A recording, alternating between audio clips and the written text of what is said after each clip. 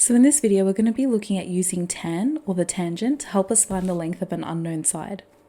So if you're wondering what exactly tan is, it is the trigonometric function that is equal to the ratio of the opposite to the adjacent for a right angle triangle. So I'm just going to highlight that here because I think that's really important to remember.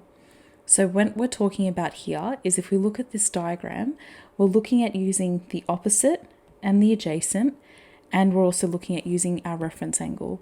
So I'm just going to write that down just in case.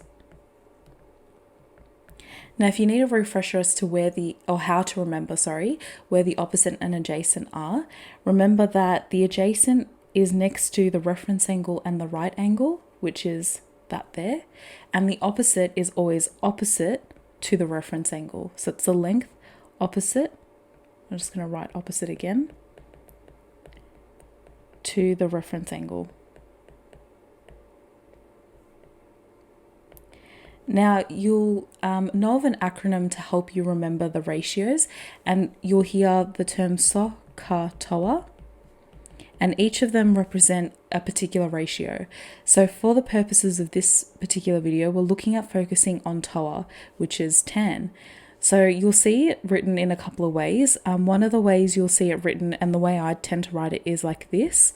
So that tells me I'm using tan as the function, and it requires me to have the opposite over adjacent. Another way you might see it written is in a almost like a triangle or a pyramid. So you'll see T up the top and then OA.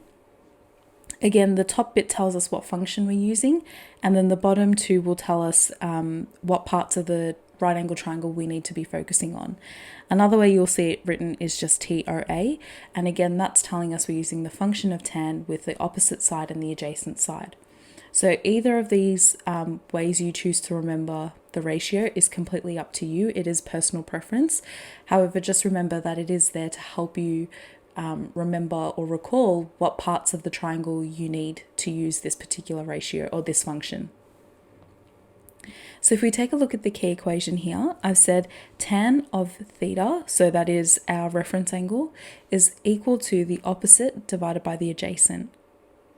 So let's take a look at our worked questions. So we are trying to find the lengths of an unknown side. We're going around all our answers to 2 decimal places. So follow along. If you want to pause the video now and do the question, that's your choice, or you can continue to watch this and see how we go about solving it. So let's say here, the first thing I'm going to do, what I always like to do, is to label my sides. So I know that that's my reference angle, 17 is my adjacent, and M is my opposite. So writing out the equation, so we know the equation is tan of theta is equal to the opposite over adjacent. So using the data that we have, our reference angle here is 41, and that equals M over 17. So now we've got to do a little bit of work before putting this into the calculator. The first being to actually take that 17 over to the left-hand side. So I'm going to multiply both sides by 17. So then I've got 17 times 10, 41 degrees equals M. So now switching over to my scientific calculator, I'm just going to type in 17 times 10. That'll open up a bracket, and then I'll do 41 degrees. Make sure that your calculator is in degrees mode, so that little D up there. If it's not, you need to make sure that it is. So a common feature is that it'll be in radians, so you just need to switch it over to degrees mode. And now if you hit enter or equals, you'll get 14.78 as M. So M is equal to 14.78. Now, if we take a look at the next question, again, I'm going to start by labeling my sides. So 31 degrees is my reference angle, and then X is my adjacent side, and 11 is my opposite. So here what I'm going to do is I'm going to write out my equation. So tan of the angle is equal to my opposite over adjacent. Now I'm going to fill in the data that I've got. So I know it's tan of 31 degrees is equal to 11 over my adjacent. So now I've got to do a bit of pre-work with this particular question before I can enter it into my calculator, because we obviously know we can't just type this in to our scientific calculator. So what I'm going to do is I'm going to multiply both sides by x.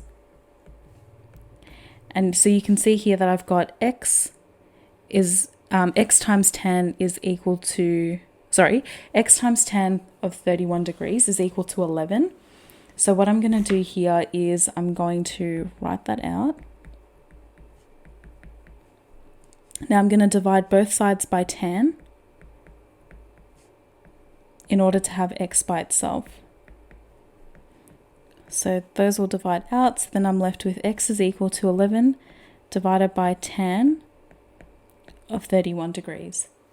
So what I would encourage you to do now is to enter that into our calculator. So I'm just going to clear the screen. I'm going to do my fraction, and this time I've got 11. Moving that arrow down, I've got 10 of 31 degrees. Now if I hit equals, that'll give me the length of my adjacent side, which in this case is 18.31. So x is equal to 18.31 units. So hopefully now you're quite comfortable with using tan as a function, and you're able to find the opposite and the adjacent based on what information you've been given. Again, if you're not feeling too comfortable but you did follow along with this, that in itself is an achievement, so well done on that.